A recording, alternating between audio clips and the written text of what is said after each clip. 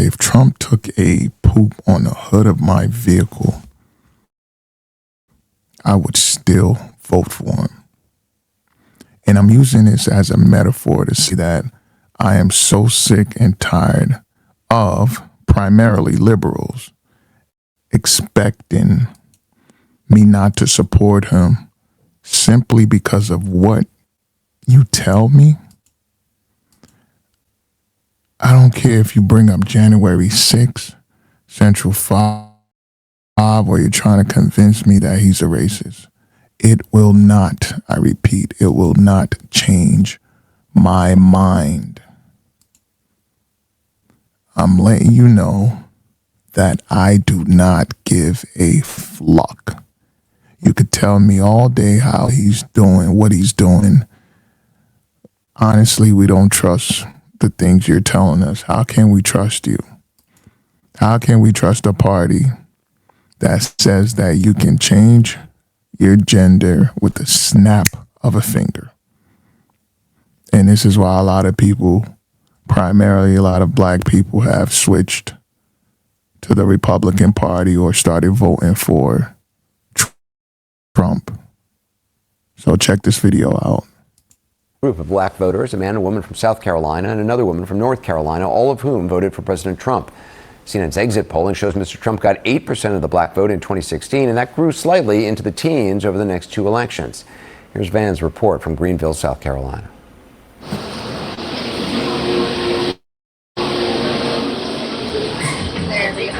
You do well. And here we are in South Carolina with 3 Trump voters. You weren't always a Republican. No, actually, I come from a family that was like super Democratic. My first time voting, I voted Democrat. I voted for Joe Biden. What about Trump appealed to you? Just to touch on that, I think that's a lot of people. Like, we didn't always support Trump or like be starting off.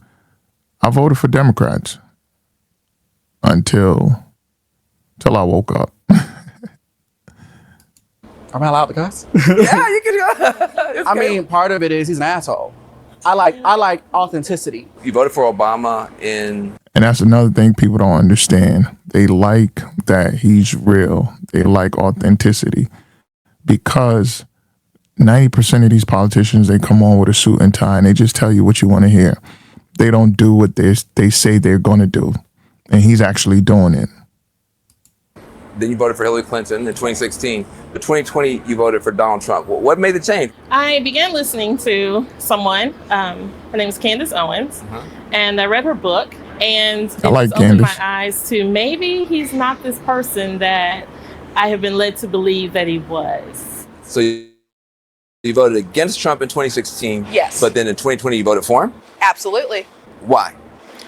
I saw how things were going during his first term, and I was pleasantly surprised, and I was pleased with what was happening. I saw the economy getting better. I saw country relations in certain countries getting better. What are some things that he's doing that you do like?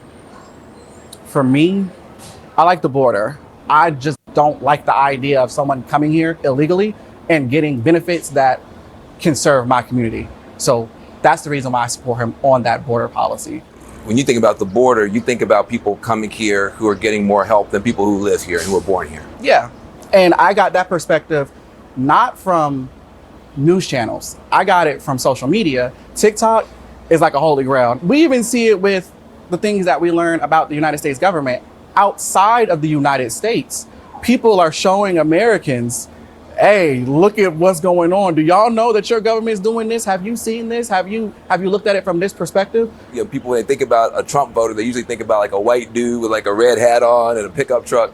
And y'all are not that at all. So Donald Trump's team went in, they took down Harriet Tubman's picture for a quick minute. They're trying to like knock out the black museum. Here we go.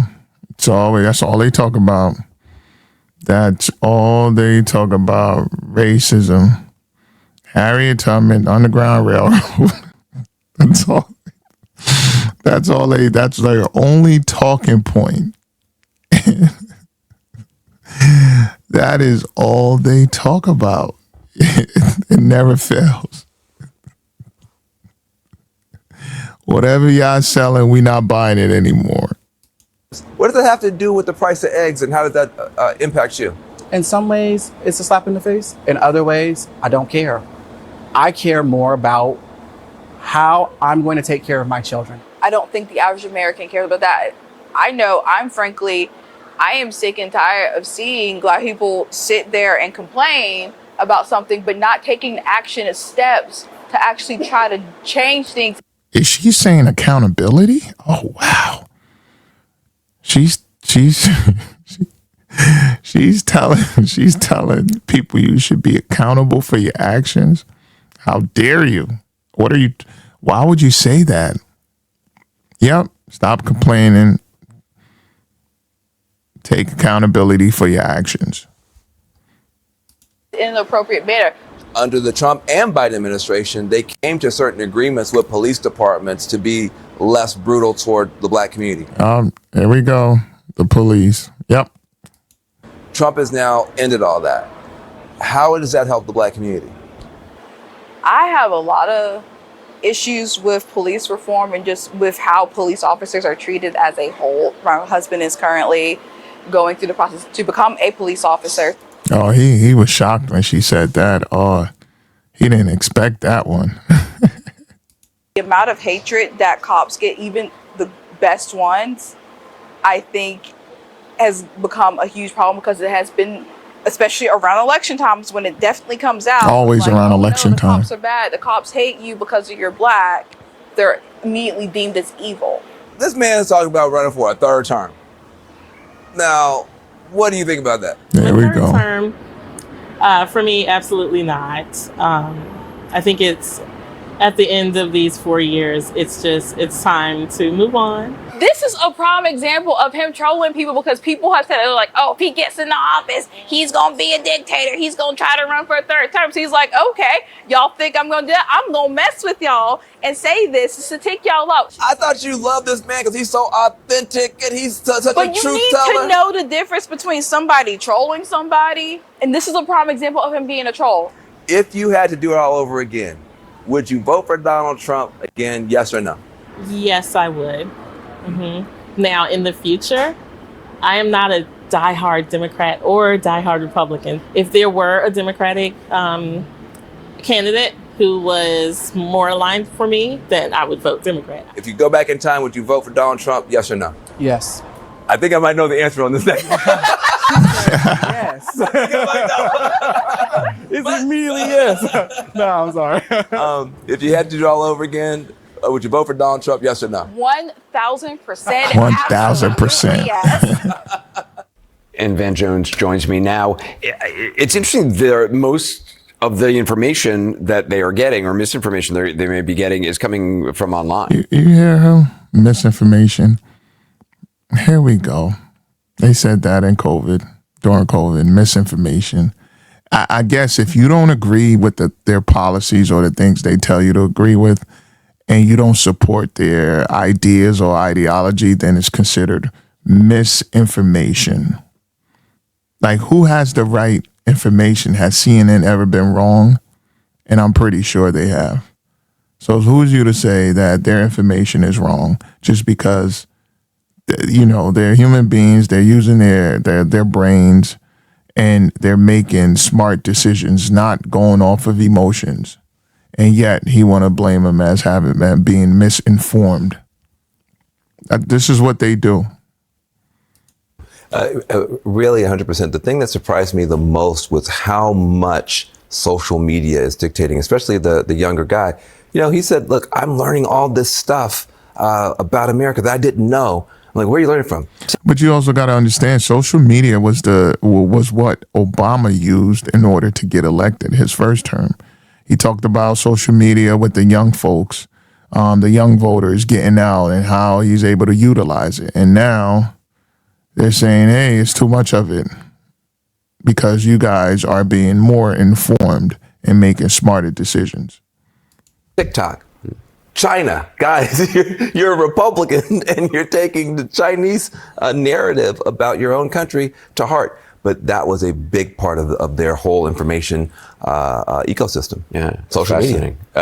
Does it seem to you that they follow news closely? I mean, No, that was the other thing too. Is like, one of the women said, "Look, I do not watch any." Nobody wants to watch the mainstream media news anymore. It's been going on for so long, and I think a lot of people caught on to the fact that it's like they're creating a narrative of what they want you to believe. They don't report what's really going on, or they only tell you bits and pieces of what's actually going on. And I think a lot of people caught on to it, and they're just tired of it. They see the games, all the big major media plays all the time, and they're not buying it anymore. The media, she says, I have some influencers I follow, Candace Owens being a big deal, and Newsmax. And that is their information system. And listen, these are hardworking people. They're good people. They care about the country, but they are in a completely different information environment than people who I talk to. Like sometimes I'll hang out with rappers like Nas and them, and these motherfuckers will start talking about the projects. Yo, it was wild in the PJs, yo. And I'll be like, word, nigga, word. But I don't know. I have no idea. My parents did just well enough so that I could grow up poor around white people. And this is what a lot of people don't understand. They think just because you have a similar complexion, you have the same experience, or you think the same way. And people don't you got to look at people as individuals. I mean, you could still group them together, but at the same time, you'll never know. Even for me, I don't eat meat. I'm a pescatarian, and just looking at me, you really don't know that. And I know a lot of y'all probably thought yeah, he ate fried chicken. No, I don't eat fried chicken. I used to, but not anymore.